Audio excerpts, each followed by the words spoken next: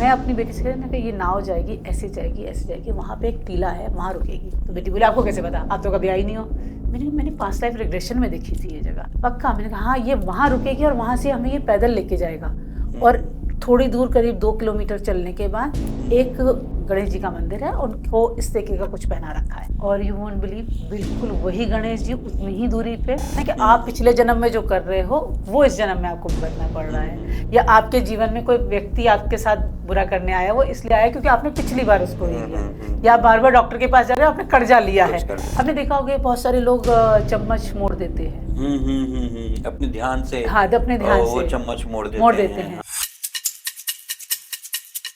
नमस्कार दोस्तों, स्वागत है आपका लाइन टॉक्स में, जहां हम कन्वर्सेशन के थ्रू जानने की कोशिश करते हैं एरर अवेयरनेस की और कॉन्शियसनेस की, जिसमें हमारे गेस्ट हैं मनीषा मनी जी, जो कि एक ऑथर हैं, रेकी ग्रैंड मास्टर हैं, पेंडुलम डॉजर हैं, आर्टिशियन हैं एंड बहुत ही अच्छा लिखते हैं और एक पब्लिश्ड ऑथर भी हैं। तो स्वागत है आपका मनीषा मनी जी हमारे शो में। और हम जानना चाहेंगे कि आपकी ये जर्नी कहाँ से स्टार्ट हुई और आपको कब लगा कि आपको रेकी ग्रैंड मास्टर बनना है और रेकी में और हायर एनर्जीज में आपको काम करना है। करण जी, मेरी लाइफ में ना कोई भी चीज़ मुझे लगने से नहीं आई है, अपने आप आ गई। चाहे वो मेरी राइटिंग हो, चाहे आर्ट ऑफ लिविंग हो, चाहे रेकी हो, ये सब अपने आप ही आ गए। 2007 से स्टार्ट होती है मेरी जर्नी। रेकी बाद में आई क्योंकि पहले मेरी स्पिरिचुअल जर्नी शुरू हुई। 2003 में मुझे कैंसर डिटेक्ट हुआ and I was suffering a lot. उसके बाद 2007 में मैं दिल्ली आई हुई थी अपनी दुरानी के पास, तो उसने कहा कि मैंने अपना बुकिंग ली है आर्ट ऑफ लिविंग की एंड यू ज्वाइन। मैं नहीं कर पाऊँगी, मैं बच्चे रख लूँगी और आप ज्वाइन कर लो। मैंने ज्वाइन कर लिया। वो जो 3 डेज़ का सेशन मैंने अटेंड किया, 6 डेज़ का होता है लेकिन मैं 3 डेज़ का किया था। रिचुअल में वो बाबा को देख करके डर जाता था, ये तो फेक होंगे, ये तो फेक होंगे, एक नर्चरिंग ये होती है। मुझे लगा कि नहीं, ये कोई चीज़ है जो मुझे एक्सप्लोर करनी चाहिए। राइट। वहाँ से जर्नी शुरू हुई। देन मेरा नीज फ्रैक्चर हुए और मैं बेड पे थी। उस दौरान हमारी बिल्डिंग में ही किसी ने रेकी का अपने यहाँ सेशन रखवाया होगा। कोई टीचर थे इंदौर के, तो वो आए हुए और वो गौरव जी नाम था उनका। तो मैंने उनसे ही कहा कि मैं तो नहीं कर पाऊंगी, कि ऐसे ऐसे बातें, नीचे बैठने को कहा, मैं बेड पे हूँ। तो उन्होंने कहा कि ये तो बेस्ट टाइम है, अभी ही हम आ जाते हैं और आपको बेड पे लेटे लेटे करना है। और उन्होंने मेरे घर आकर के सारा ग्रुप ले आए मेरे बिल्डिंग का और मेरे घर पे उन्होंने सिखाई। तो वो अपने आप चल के आई, मतलब मैंने वो नहीं किया। हालांकि जब मैं बेड पे फ्रैक्चर होता तो मैं बहुत सारी चीज़ें एक्सप्लोर कर रही थी, क्योंकि आर्ट ऑफ लिविंग में आ चुकी थी, तो मैं एक स्टूडेंट के तौर पे स्पिरिचुअलिटी को समझ रही थी। वो एक नया मेरे लिए वो था कि ये क्या चीज़ है, कैसे वर्क करता है। तो वो समझते समझते रेकी मैं इंटरनेट के थ्रू जान चुकी थी कि कोई चीज़ होती है रेकी, उससे हम हील करते हैं, और वो ऐसे चल के मेरे पास आ गई। तो कोई भी चीज़ मैंने खुद नहीं खुद ही आ गई। तो कभी कभी अपने आप ही जैसे रास्ता जैसे मिलता जाता है। और कभी कभी कहते हैं कि जो सेल्फ डिस्कवरी की जो जर्नी होती है वो बड़ी अकेली होती है, और आपको क्या लगता है इसमें साइलेंस और सॉलिट्यूड जरूरी हो जाता है? कभी कभी हाँ, लेकिन नॉट ऑल द टाइम। कई बार क्या होता है कि हम सोचते हैं कि सिर्फ साइलेंस में जाकर के ही सब कुछ मिल सकता है, लेकिन नहीं। जब तक आप बाहर की यात्रा नहीं करते तब तक अंदर की यात्रा संभव ही नहीं है। यात्रा दोनों ही करनी पड़ेगी, आउटवर्ड भी इंवर्ड भी। जब तक मैं आपसे बात करके कुछ नहीं जानूंगी तब तक मैं किस चीज़ के ऊपर विचार करूंगी। कोई विचार आएगा आपके तो उस पर मैं मंथन करूंगी। तो मंथन किस चीज़ का है, क्योंकि सॉलिट्यूड में जाके आप मंथन करते हो ना, तो मंथन किस चीज़ का करना है फिर? बिल्कुल, मंथन तो वही करना है ना जो आपने सुना या आपने पढ़ा कहीं। तो पहले आउटवर्ड जर्नी शुरू होती है, फिर इनवर्ड शुरू होती है।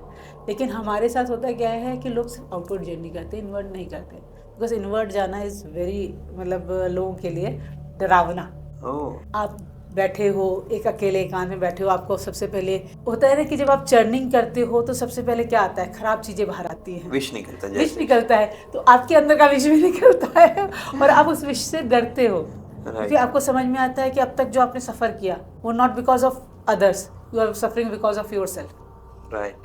वो तो वैसे ही हैं, वो तो अपने स्वभाव के हिसाब से काम कर रहे हैं। आप इसलिए तकलीफ में हो क्योंकि आपने अपना स्वभाव छोड़ा। तो वो जब आता है ना तो आपको अपनी कमियां दिखनी शुरू होती है, और अपनी कमियां दिखते ही आदमी ने सोचता है कि यार ये नहीं करना। तो वो है, और बगैर सॉलिट्यूड में जाए वो नहीं होता, वो चर्निंग नहीं होती। पत्थर बाहर वाले ने फेंका होता है, पर सॉलिट्यूड में जाकर के उस पत्थर के अंदर से जो निकल रहा होता है ना बवंडर, वो आपको खुद समझना होता है। इस जर्नी में सेल्फ अवेयरनेस का एक बहुत इम्पोर्टेंट रहता है। How do you see self awareness?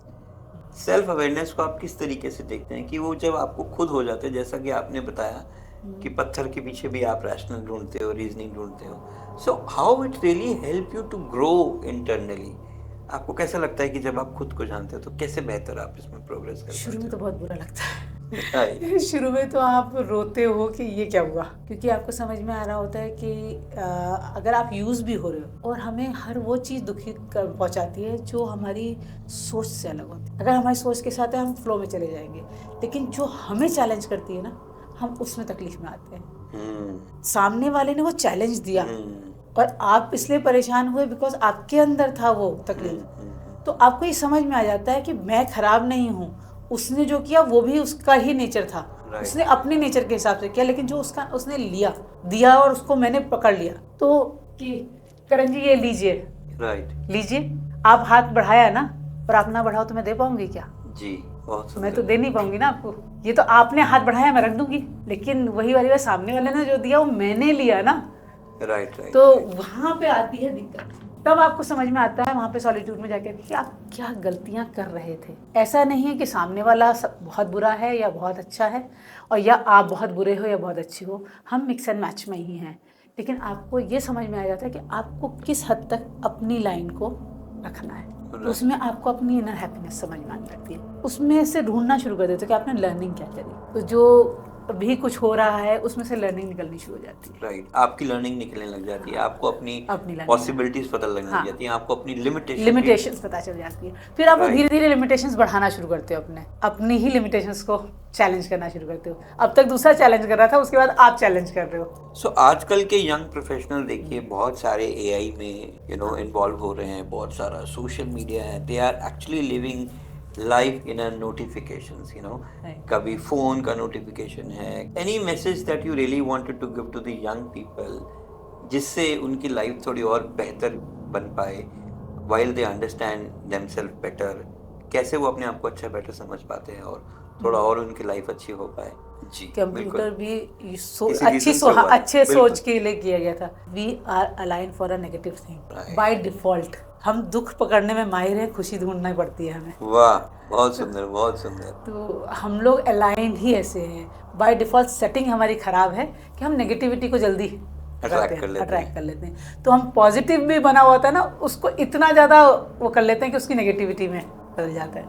ऐसा नहीं है कि हमारा कंप्यूटर या हमारा फ़ोन सब कुछ नेगेटिव ही दे रहा है, या एआई सब कुछ नेगेटिव ही दे रहा है। यूजेस के ऊपर है। मैं भी एआई यूज़ करती हूँ, लेकिन मैं एक्सप्लोर कर रही हूँ, मैं उसे इंफॉर्मेशन के तौर पे यूज़ नहीं कर रही। इंफॉर्मेशन उसका एक पार्ट है, लेकिन आप उससे कितना खेल सकते हो, आपको खेलना आना चाहिए। आप कैसे खेल सकते हो?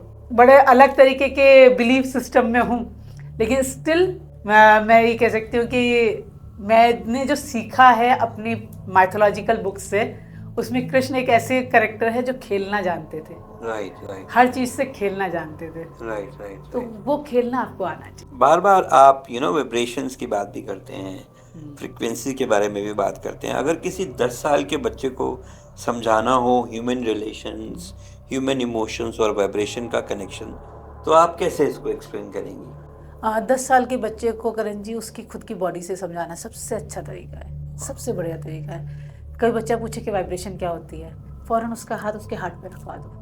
हार्ट दिख नहीं रहा, टुक टुक जो होगी उसको वो सुनाई भी देगी, और वो वाइब्रेशन पल्स की, क्योंकि वो तो बाहर नहीं हो रही ना, हो तो वो कितनी परतों के अंदर रही है, लेकिन उसकी वाइब्रेशन आ रही है ना, वो वाइब्रेशन को समझ पाएगा। फिर उसको इमोशन से कैसे जोड़ना, उसका एक सिंपल सा तरीका है कि उसी समय साइमल्टेनियसली उससे कहो कि जरा वॉक करके आओ, तेजी से दौड़ के आओ। कि वो तेजी से दौड़ के आएगा, उसके बाद हाथ रखवाना, तो वाइब्रेशंस चेंज हो जाएंगी। फिर उसको आपको समझाना पड़ेगा कि अब तुमने ये प्रैक्टिकल कर लिया, अब जब गुस्सा आए कभी या किसी बात से तुम दुखी हो, तब अपनी हार्ट बीट चेक करना, तब अपना हाथ रख, तब तुम्हें समझ में आएगा कि कैसे उसने चेंज किया। हमारा कुछ भी बाहर होता है ना, तो हमारी इंटरनल बॉडी वाइब्रेशन देने लगती है। कंप्यूटर का एल्गोरिदम नहीं, आपकी बॉडी का एल्गोरिदम भी चेंज हो जाता है, और उसी एल्गोरिदम में फिर वो एक के बाद एक उसमें आपने देखा होगा कभी फेसबुक या हम लोग यूज़ करते हैं इंस्टाग्राम, तो एक कोई रील सर्च कर लो आप किसी एक खास पैटर्न की, वही एल्गोरिदम पकड़ के वो आपको वही वाली पैटर्न में भेजना शुरू करेगा। Right. Same goes with the vibration.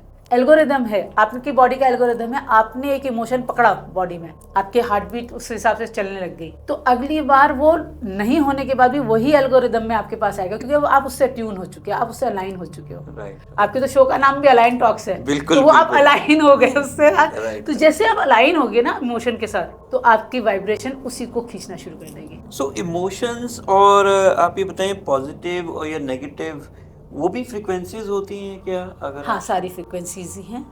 Oh, we all are made of frequencies, और हमारे चारों तरफ भी फ्रिक्वेंसीज हैं जो हमें दिख नहीं रही। तरंगे मोबाइल में तरंग आ रही है, हमें दिख रही कहीं से है ना, वेव्स बिल्कुल। कैच कर रहा है। रेडियो मोबाइल में चलिए आप कुछ डालते हो ताकि वो उस सर्टन सिम को एक्टिवेट करे, लेकिन रेडियो में तो नहीं डालते। रेडियो तो एक ऐसा डिब्बा है, उसमें आपको नॉब हिलानी है और फ्रिक्वेंसी, तो जो नियरेस्ट क्लियरेस्ट फ्रिक्वेंसी है वो उसके साथ ट्यून हो जाएगी। Right. Same goes with us, we are radios, right. Universal radio. हम वहाँ की उस फ्रिक्वेंसी को कैसे, यूनिवर्स में इतना कुछ है जो आज हम बात कर रहे हैं ना, ये हम पहली बार नहीं कर रहे, हमसे पहले भी किसी ने किया है, बिल्कुल। और उसकी वाइब्रेशन यहाँ मौजूद है, आपके इस कमरे में मौजूद है, और वो कहीं ना कहीं आज इस तरीके से आकर के बात कर, Awesome. क्योंकि इस समय हम बात कर रहे हैं तो हम उससे अलाइन हो गए। क्योंकि जब आपने प्रिपरेशन किया, जब आपने मुझसे बात करी कि हमें करना है पॉडकास्ट का, अलाइनमेंट शुरू हो गया था कि ये वाले क्वेश्चन हम मुझे देने हैं। ये सारे थॉट पहले से है, कुछ भी नया नहीं, हम रिपीटेशन में चल रहे हैं केवल। ओह, ये तो बिल्कुल it's a wow thing. Sometimes मुझे लगता है इन चीज़ों को एक्सपीरियंस करने के लिए you are short of words, कभी कभी एक्सपीरियंस एक्सप्लेन करने के लिए शॉर्ट ऑफ वर्ड्स कई बार मुझे लगता है मैं बहुत कुछ बोल सकती हूँ, लेकिन फिर वो लगता है कि कैसे, क्योंकि समझाना बहुत मुश्किल हो जाता है कई बार। जैसे गूंगे को समझाना, हाँ। अगर उसको कोई मीठा दे दो तो वो सिर्फ कभी कभी वो गुड़गुड़ गुड़गुड़ गुड़गुड़ कर सकता है, तो सही बात। ही कांट एक्चुअली हाँ, एक्सप्लेन दी वही। जो बिल्कुल द राइट एसेंस है। You can't explain the experience basically. Right right right right experience को आप वर्ड्स में नहीं, वर्ड्स जो बोल रहा होगा वो तो बहुत मामूली बोल रहा होगा, राइट। एक्सपीरियंस उससे ज़्यादा वास्ट चीज़ है, एक्सपीरियंस उससे बहुत ऊपर की चीज़ है। बिल्कुल, आपने एक्सपीरियंस की बात करी, और हमारा जो नेक्स्ट क्वेश्चन है वो यही है कि मेडिटेशन के दौरान आपने ऐसे एक्सपीरियंस एक्सप्लोर किए जिन्होंने आपकी थिंकिंग एक्सपैंड की, चाहे वो सबकॉन्शियस हो या पास्ट मेमोरीज, उस एक्सपीरियंस ने आपको ह्यूमैनिटी के बारे में क्या सिखाया? मैंने आर्ट ऑफ लिविंग ज्वाइन किया था, तो उस दौरान एक शो आया करता था, राज पिछले जन्म का करके। राइट। रवि किशन उसके होस्ट थे, और जो डॉक्टर आती थी वो डॉक्टर तृप्ति जैन, वो शी इज़ अ साइकोलॉजिस्ट, वो लेती थी। मैंने फ़ोन किया तफरी में, तो पता चला कि वो बहुत चार्जेस लेती हैं और उनके पास जाके रहना पड़ता है 3-4 महीने में। कहा भाई छोटे बच्चों के साथ नहीं जाके रह सकते आप, और किसी और शहर में घर वाले भी नहीं अलाउ करेंगे, तो मैंने ड्रॉप कर दिया आइडिया। लेकिन वो मैंने कहा ना, वो आपके अंदर की फ्रिक्वेंसी कहीं ना कहीं यूनिवर्स को उस फ्रिक्वेंसी भेजना शुरू कर देती है। Right right right. होते होते मुझे पता चला कि आर्ट ऑफ लिविंग में डॉक्टर्स आते हैं और वो करते हैं। आश्रम कॉल किया कि मैं कहा डॉक्टर को आप भेज सकते हो, तो उन्होंने कहा कि ठीक है, आप 10 कैंडिडेट कर लीजिए। यहाँ के जो आर्ट ऑफ लिविंग वाले हैं, उनको अगर मैं कहूँगी कि चलना है और कुएं में कूदना है, वो कुएं में कूद जाएंगे, इतना कमांड है उन पर, तो उनको कोई वो नहीं है दिक्कत। हमारे 10 हो गए थे, हम लोगों ने वो किया। मुझे इतना भी डर था कि एक कमरे में एक जेंट्स और आप हैं, यू नेवर नो कि क्या हो। और क्योंकि जैसा सुना था कि हिप्नोसिस में जाते हैं, आपका हाथ पैर पे काबू नहीं रहता है, तो और डर था। तो मैं अपने छोटे बेटे को, मेरा बेटा छोटा था उस समय, तो मैंने उसको बोला कि दरवाजे के पास खड़े रहना, जरा सा भी तुम्हें लगे कि मम्मा कहीं किसी ने मम्मा को जबरदस्ती पकड़ लिया है या कुछ है, तो तू दरवाजा खोल के आ जाना जब तक तो तुम्हारा मामा आ रहा है। मेरा भाई तब तक देर होगी तो आने में, तो वो दरवाजे के पास बेचारा बच्चा बैठा रहा। लेकिन सबसे बड़ी बात, ये एक्सप्लेन मैं इसलिए कर रही हूँ बिकॉज मैंने जैसे कहा ना, बाय डिफॉल्ट हम नेगेटिविटी के लिए बने हुए हैं। उन्होंने मुझे कहा कि बेड पे आप लेट जाओ ये रजाई लेकर के, एंड आप सोचो कि मैं यहाँ लेटी हूँ और वो उतने दूर पे जहाँ पे कैमरा रखा है वहाँ पे, और उन्होंने वहाँ से कमांड देना शुरू किया। एक बार भी वो उठ के नहीं आए, और मैंने कहा कि नहीं गर्मी का मौसम है, मैं रजाई क्यों ओढ़ूँ। तो उन्होंने मुझसे कहा कि देखिए मैं आपको बिल्कुल टच नहीं कर सकता, और बीच में आपको हो सकता है कुछ चीज़ें ऐसी हों जिसमें आपको लगे कि आपको ओढ़ना है, तो आप पहले से ओढ़ लो, बेशक गर्मी झेल लेगा। उन्होंने माइल्ड पे AC भी चला दिया ताकि बहुत वो भी ना गर्मी लगे, में हाँ जी। बहुत गर्मी भी ना लगे। उस सेशन के दौरान मेरे बहुत सारे फियर्स थे कि देखना पास्ट लाइफ होगी, मैं तो कहीं की महारानी निकलूंगी मैं तो ये निकलूंगी, मैं तो वो निकलूंगी, मैं बादशाह अकबर के की रानी निकलूंगी, पक्की बात बता रही हूँ। तो सारे के सारे तो सोच की जा रही तो यही दिखेगा, लेकिन वैसा कुछ भी नहीं दिखा। जो मैं सोच के गई वैसा कुछ नहीं दिखा। वहाँ जो दिखा वो मेरा जो डर था बचपन से मुझे, वो एक्नॉलेज हुआ वहाँ पे जाके। वहाँ पे मुझे स्नेक फियर था। आज मैं स्नेक का नाम ले रही हूँ, कोई ज़माना था कि कोई मुझे गलती से स्नेक का बोल दे तो भी मैं डर जाती थी। मतलब मेरी इस कमजोरी का फायदा मेरे बच्चों ने बहुत उठाया है कि एक को मार रही होती थी या डांट रही होती थी, दूसरा वाला ना आवाज कर देता था और मैं पलंग पे पूरे दिन के लिए बैठ जाती थी। ना मैं खाना बनाने उठती थी ना कोई, मैं पलंग पे डर के मारे बैठ जाती थी। उनको पता था कि ये डर के मारे उठेगी नहीं। अब हम मार से बच गए, तो भाई बहन एक दूसरे को बचाते थे इस तरीके से। लेकिन जब मैंने वो पास्ट लाइफ करी तो उसका रूट कॉज मेरे पास्ट में निकल के आया। जो मैं आपसे कह रही हूँ बाबाओं से बहुत डरती थी, उसका रूट कॉज भी निकल के आया। लेकिन वो जर्नी करने के बाद, क्योंकि मैंने करीब 3 या 4 बार सेशन लिया और अप्रॉक्स अगर मैं मतलब वेग से अगर याद करूं तो करीब 10 से 12 मैंने लाइफ देखी है। मुझे आंसर ही नहीं मिल पा रहा था, मुझे समझ ही नहीं आ रहा था कि यार लाइफ में ये जो हो रहा है इसका तो आंसर मिला नहीं मुझे। वो कहते हैं सब कुछ तो आपका पास्ट कर्मा से आ रहा है। हमें तो यही कहा जाता है ना कि आप पिछले जन्म में जो कर रहे हो वो इस जन्म में आपको भुगतना पड़ रहा है, या आपके जीवन में कोई व्यक्ति आपके साथ बुरा करने आया वो इसलिए आया क्योंकि आपने पिछली बार उसको ले लिया, या बार बार डॉक्टर के पास जा रहे हो आपने कर्जा लिया है। ये क्या कहा जाता है, धारणाएं हैं, हाँ कुछ इस तरीके की बातें। जबकि ये सब कुछ मुझे नहीं नजर आया। मुझे इन सब का किसी का आंसर है, क्योंकि मैं बहुत बीमार थी, कैंसर थी, तो मुझे आंसर मिलना चाहिए था कि मुझे कैंसर क्यों हुआ। पास्ट लाइफ को अभी भी मैं ये नहीं कह सकती कि बिल्कुल ऑथेंटिक, हाँ वो एक प्रोसेस मैंने किया।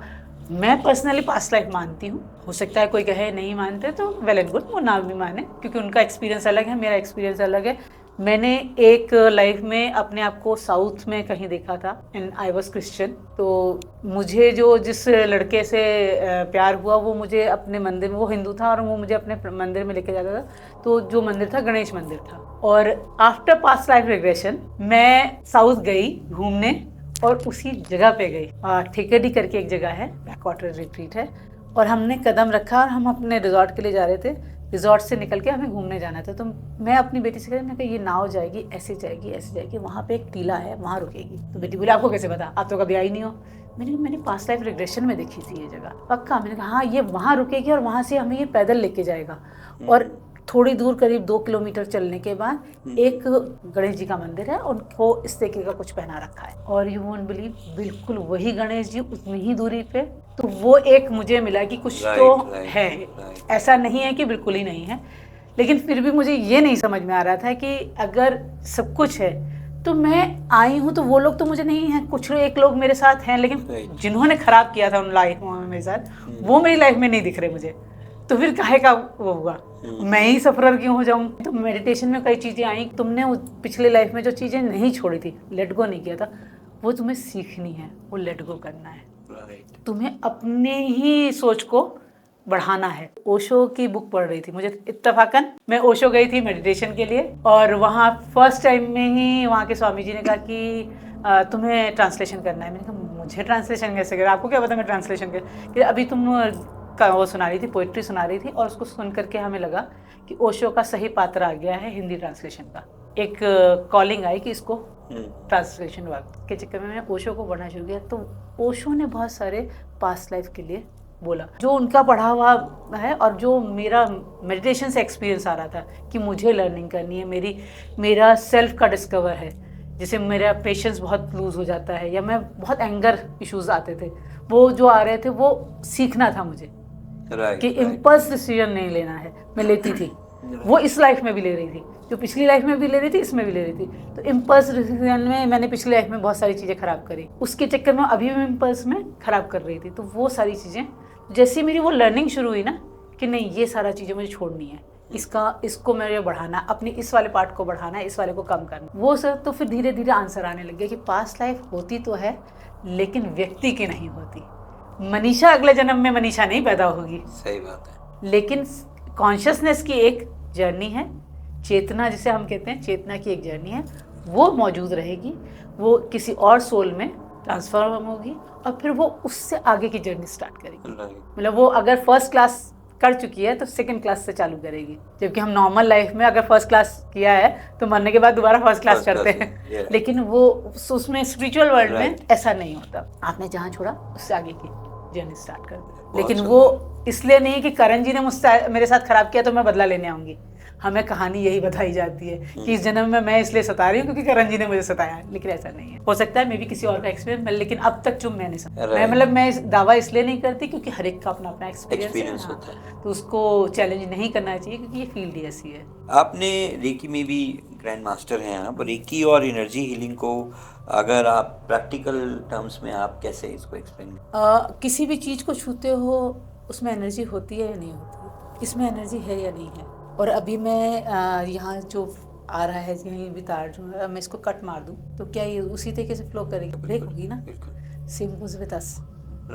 हमारी बॉडी में एनर्जी का फ्लो होता है और जब हम थॉट वो करते हैं अपने स्वभाव से अलग, तो वो कट आने शुरू होते हैं अननोइंगली। अब अननोइंगली जब कट आने लगते हैं तो जैसे डॉक्टर के पास जाकर के हम बीमारी का इलाज करवाते हैं, हम खुद नहीं करते। हम छोटी मोटी दवाई खा सकते हैं, हो सकता है हम सर दर्द की गोली खा लें, हो सकता है हम दस्त की गोली खा लें, लेकिन कोई बड़ी बीमारी आएगी तो हमें डॉक्टर के पास जाना पड़ेगा क्योंकि डॉक्टर उसमें माहिर है, उसको पता है कि कहाँ से क्या पंचर करना है, क्या उसको देना है जिससे होना आराम मिलेगा। Same goes with reiki masters कि उनको पता होता है कि ये बंदा आया है तो इसका ये इमोशन कहाँ से स्टक हुआ, ये कहाँ से इसने ब्लॉक क्रिएट किया है। तो अब मैं वैसे बोलूँगी तो आप अपना ब्लॉक नहीं खोल पाओगे। अपनी एनर्जी नहीं कहूँगी कि यूनिवर्स की एनर्जी आप में भी है, मुझ में भी है, हम दोनों में सेम एनर्जी है, पर आपने क्योंकि थॉट प्रोसेस में वो बंद कर ली है तो उसने अलग अलग जगह आपको बीमारियाँ देनी शुरू करी या आपके काम रुकने शुरू हो गए। आपने देखा होगा बहुत सारे लोग चम्मच मोड़ देते हैं अपने ध्यान से। हाँ, अपने ध्यान से वो चम्मच मोड़ देते हैं। हाँ। तो वो मिरेकल लोगों को लगता है, लेकिन वो उस बंदे ने इतना अपने आप को अट्यून किया कि वो उसको मोड़ सकता है बगैर हाथ लगाए, सिर्फ ऐसे देखने। सेम रेकी के साथ है कि हम इतना मेडिटेट करते हैं कि हमें पता है कि कहाँ पे स्ट्रक हो रही है तो वो जगह हमें हिट करनी है। राइट। जो आप खुद हिट नहीं कर सकते हम हिट कर देते हैं एज अ हीलर, क्योंकि हम ऑलरेडी उस मेडिटेशन कर रहे हैं। जो कई लोग ऐसे भी होते हैं जो रेकी सीख लेते हैं देखा देखी, लेकिन वो करते नहीं हैं, तो उनका हीलिंग पार्ट वो भी नहीं होता, एक्टिवेट नहीं होता, क्योंकि जब तक आप खुद मेडिटेट नहीं करोगे तब तक नहीं कर पाते। तो ये इसमें एनर्जी भी ड्रेन होती है जब आप खुद हीलिंग करते हैं? तब होती है जब आप कर्ता बन जाते हो। जैसे मैंने अभी मेरे मुंह से क्या निकला कि हम अपनी एनर्जी, अब मैंने जब कहा ना हम अपनी एनर्जी, तो मेरा क्या था भाई, मेरी तो ये स्किन भी नहीं है कल खत्म हो जाएगी, ये तो यहाँ से ही मिला था और यहीं चला जाएगा। आपको पता है कि हम लोग उसमें आ जाए ना अहम भाव में। यूजुअली क्या होता है कि जब मैं कहूँगी कि मैंने किया तो मेरे अंदर अहंकार आएगा, अब वो अहंकार मेरे अंदर ही ब्लॉकेजेस क्रिएट करेगा। तब मैं जब रेकी दूंगी, मैं अगर इसमें हूँ कि मेरा कुछ नहीं है, मैं तो सिर्फ यूनिवर्स से ले रही हूँ और यूनिवर्स को ही दे रही हूँ, क्योंकि आप भी यूनिवर्स और हमारे चारों तरफ भी यूनिवर्स। एक यूनिवर्स जो आपको दिख रहा है, एक यूनिवर्स जो आपको दिख नहीं रहा आपके अंदर, मेरे अंदर। तो यूनिवर्स से ही यूनिवर्स में जा रहा है, यूनिवर्स का ही यूनिवर्स में जा रहा है, हमारा कुछ भी नहीं है वो। एक दूसरी बात, जब देने से पहले हम खुद मेडिटेट करते हैं और देने के बाद हम अपने आप को क्लेंस करते हैं। इस तरीके की एनर्जीज आ जाती हैं जिनके ऊपर नेगेटिव एनर्जीज होती हैं, जिसे हम सोल फॉर्म की एनर्जीज कहते हैं। इसीलिए रेकी वाले भी डॉक्टर्स की तरह अपने घर वालों का नहीं करेंगे, घर वालों का तो कहीं ना कहीं इमोशनली अटैच हो जाएंगे। पेंडुलम डाउजिंग भी करते हैं, ये हमें समझाइए कि ये कैसे काम करता है और इसको कैसे आप यूज करते हैं? That is called pendulum rods. ये पेंडुलम नॉर्मल। अब कोई कहेगा कि ये कैसे काम करेगा। अब जैसे डाउज, जो ये रेड कपड़ों में लड़का है, इसका नाम करण है। आपने देखा ये ऐसे से घूम रहा है की डायरेक्शन, हमने कमांड दिया हुआ ऐसे, ठीक है। अब मैं इसे डाउज, सामने रेड कलर में जो बच्चा है इसका नाम आकाश है, this is called strong yes, कि मैं नहीं घुमा रही हूँ, ये अपने आप घूम रहा है। कभी आपने देखा होगा कि आप किसी से भी बात कर रहे होते हो, लेकिन सबकॉन्शियस माइंड को पता होता है कि घर का रास्ता क्या है, और आप बिल्कुल खोए हुए होते हो बात करने में, पर आपका हाथ को वो सिग्नल दे देता मोड़ लो, और आप अनजाने में मोड़ते हो। तो जो हमारे सबकॉन्शियस माइंड के पास आंसर्स होते हैं, उसकी जितनी पावर हमारे नॉर्मल कॉन्शियस माइंड से ज़्यादा है। कभी कभी देखा होगा कि सामने से किसी ने सवाल पूछा, जब सवाल पूछता है तो आपके फेशियल टिश्यूज एक्सपेंड हो जाते हैं, क्योंकि आपको आंसर पता है। ये इसको सबकॉन्शियस माइंड को पता होता है कि इसका आंसर ये है, तो वो सॉफ्ट नर्व्स को कमांड देता है कि इसको, तो हाथ हिलेगा तो नहीं। अभी तो मैं बगैर कुछ रखे हुए कर रही हूँ, वरना तो मैं स्टेबल करके रखती हूँ उसको, किसी चीज पे रख करके करते हैं। तो उसमें क्या है कि ये बिल्कुल स्टिल हो जाएगा। और कई बार ऐसा भी होता है कि उसने जवाब नहीं देना, तो वो अपनी जगह स्टिल ही मिलेगा, हिलेगा भी नहीं, क्योंकि सबकॉन्शियस माइंड कॉन्सेप्ट पता है, उसकी अपनी पावर बहुत स्ट्रांग है। कॉन्शियस माइंड से ज़्यादा स्ट्रांग सबकॉन्शियस माइंड की पावर है, जिसे हम यूज़ ही नहीं करते। अगर हम उसे यूज़ करने लगे तो हमें समझ में आ जाएगा कि कुछ भी पहले से प्री रिटन नहीं है। राइट। इसमें एशियन विजडम का भी आई थिंक बहुत वो होता है, हाँ, क्योंकि पुराने जमाने में तो हाँ जी, इससे पानी ढूंढा करते थे। पता था ना कि जमीन में पानी ढूंढना है कहीं बहुत ज्यादा, तो इससे पानी ढूंढा करते थे। तो ये जमीन की वाइब्रेशंस उसकी एनर्जीज को पकड़ता है, उसकी फ्रिक्वेंसीज को पकड़ता है। ऐसे ये रॉड्स है, ये एक्सपेंड हो जाते हैं अपने आप। जैसे सपोज मैं इस एरिया की इससे एनर्जी वो करना चाहूँ, तो मैं इसको पकड़ूंगी और ये स्टिल रखूंगी। पहले स्टिल हो गया। डाउस इस रूम की एनर्जी बताना कैसी है। अगर ये एक्सपेंड हो गया तो पॉजिटिव है, और उसकी परसेंटेज में भी आता है। डाउस इस कमरे की एनर्जी चेक करके बताएं। इसकी एनर्जी बहुत पॉजिटिव भी नहीं है, बहुत नेगेटिव भी नहीं, क्योंकि इक्विपमेंट्स बहुत है यहाँ पे। डाउस करण जी की एनर्जी चेक करें। तकरीबन 60 से अबव पॉजिटिविटी है। इतनी बहुत होती है कि नॉर्मल ह्यूमन बीइंग में 100% किसी की पॉजिटिविटी नहीं होती। तो और अगर नेगेटिव बोलता ना, तो ये ऐसे हो जाता। अब मैंने आपको करके दिखाया, ये ऐसे हो जाता।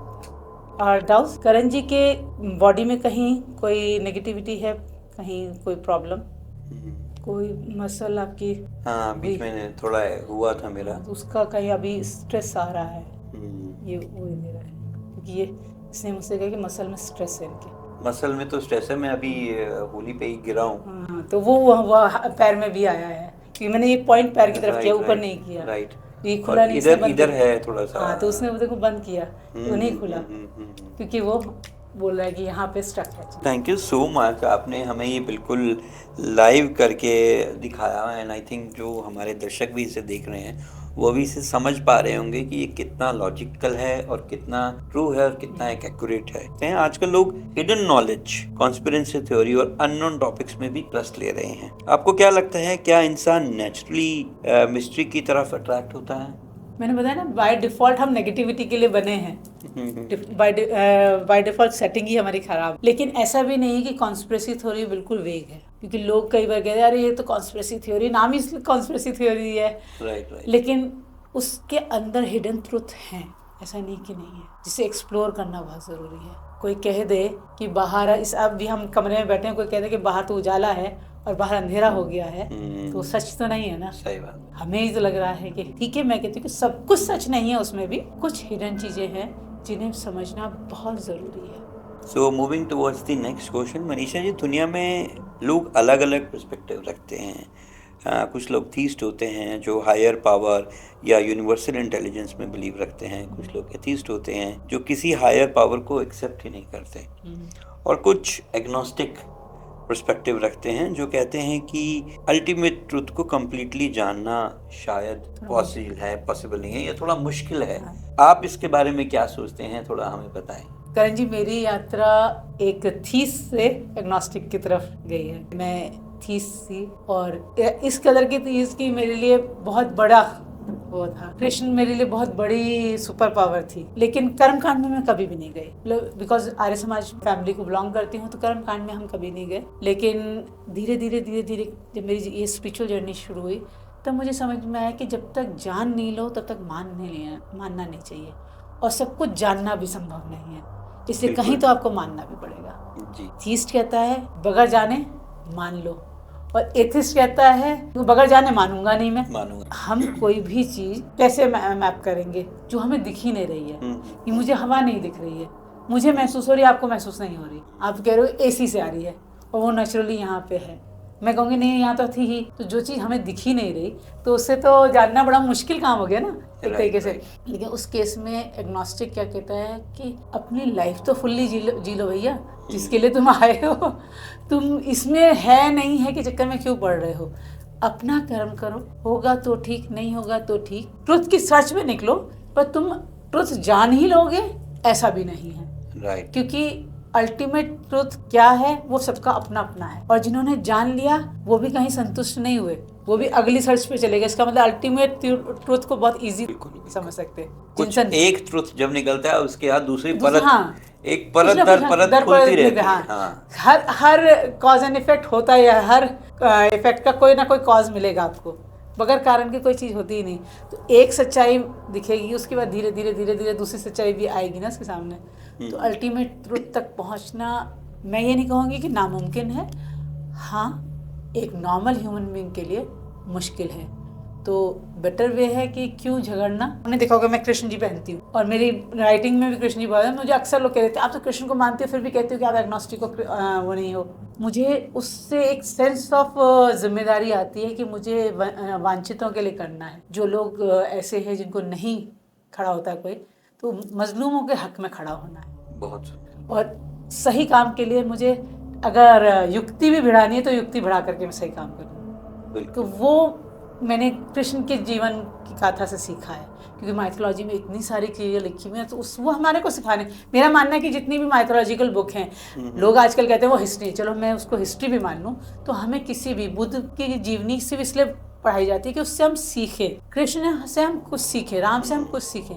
तो मुझे लगता है कि कृष्ण कंप्लीट पर्सन थे, जो हर चीज़ जानते थे और हर चीज़ कर सकते थे और बड़े टैक्टफुली कर सकते थे। मैं उस रेजोनेट करती हूँ, इसलिए मैं हर समय अपने आप को याद दिलाती हूँ। जब मुझे कुछ होता है ना तो मेरा हाथ फौरन हो जाता है। इसलिए नहीं कि मैं इनको ईश्वर मान रही हूँ, इसलिए कि मुझे फौरन अपनी अवेयरनेस में आ जाती हूँ कि कोई बात नहीं, अब इसमें ऐसे काम करना है। Right right right. आप अपना रेकी में भी इन्वॉल्व हैं और आपने बताया कि आप इनर वाइब्रेशंस में भी हैं, तो कुछ 2-3 टिप्स जो कि आप हमारे व्यूअर्स को देना चाहें ताकि वो अपने आप को एक हायर एनर्जी से अलाइन करें। You talk about align and you know our show name is also align. तो कुछ 3-4 चीज़ें करके जो अपने डेली रूटीन में लाके हम अलाइनमेंट और बेहतर कर सकें। एक तो अपना ब्रेथ वर्क जरूर करें। हम लोग भूल गए हैं ब्रेथ वर्क करना। दिन में 4-5 बार करीब 10 से 12 लॉन्ग ब्रेथ जरूर लें। में आपका पेट पूरा सांस लेते हुए बाहर आए और छोड़ते हुए अंदर जाए। आप उस 10-12 ब्रेथ के बाद अपना थॉट प्रोसेस देखना, अलाइन मिलेगा। कोई काम करना है, जैसे कोई नया काम शुरू किया, फौरन आप अपने ब्रेथ को and then start your work. आपका काम करने का पैटर्न बदल जाएगा, बिकॉज आप अपने साथ अलाइन हो गए। 2-3 टेक्निक्स हैं जिसमें हम अपनी सारी चीज़ों को अलाइन करते हैं। तो उसमें हम अफर्मेशन राइटिंग करते हैं या वाटर थेरेपी करते हैं। आजकल तो इंटरनेट पे बहुत कुछ अवेलेबल है। 2 टेक्निक मैं बता के जा रही हूँ, कोई करना चाहे तो बिल्कुल करे। 5x55 and 33x3। अब ये 5x55 क्या है कि आपको 55 टाइम्स 1 सिटिंग में बैठ के लिखना है, और जो भी चीज़ लिखनी है उसको पॉजिटिव अफर्मेशन में एज इफ वो आपके लिए हो गई। और उसके लिए पहले से जिसको भी आप मानते हैं, अपने माता पिता को या यूनिवर्स को या भगवान को या गुरु को, उनको थैंक्स कर दो कि उनके वजह से आपको वो हो गया। और वो अफर्मेशन ऐसे कि आपने अचीव कर लिया है, उसको 55 टाइम्स लिखिए और 5 डेज तक ये प्रोसेस फॉलो कीजिए। उसके बाद 1-2 दिन का गैप दीजिए एंड फिर अगेन स्टार्ट कीजिए जब तक आप उस चीज़ को पा नहीं लेते। लेकिन याद रखिए कि अगर आपने नहीं मिला आपको, मान लो सपोज आपने 1 महीना किया, 2 महीना किया, 3 महीना भी किया, तो हम क्या होते हैं कि हम हताश हो जाते हैं। हम सोचते हैं कि यार नहीं हो रहा। उस समय आप जब ये सोचते हो ना, तो जितना आपने चला है आगे उससे दुगना आप पीछे आ जाते हो। तो आपको वो नहीं सोचना है। अगर वो थॉट आएगा, नेचुरल है, बट नेचुरल आएगा। जैसे ही वो आया आप उसको वहीं कट करें। कि नहीं इमीडिएट, मतलब वो थॉट आएगा तो आपको ब्रेथ अपनी काम करना है। क्योंकि जब भी नेगेटिव थॉट आएगा आप ब्रेथ पे काम करो और वो थॉट चला जाएगा। दूसरा है 33x3, सेम वही पैटर्न।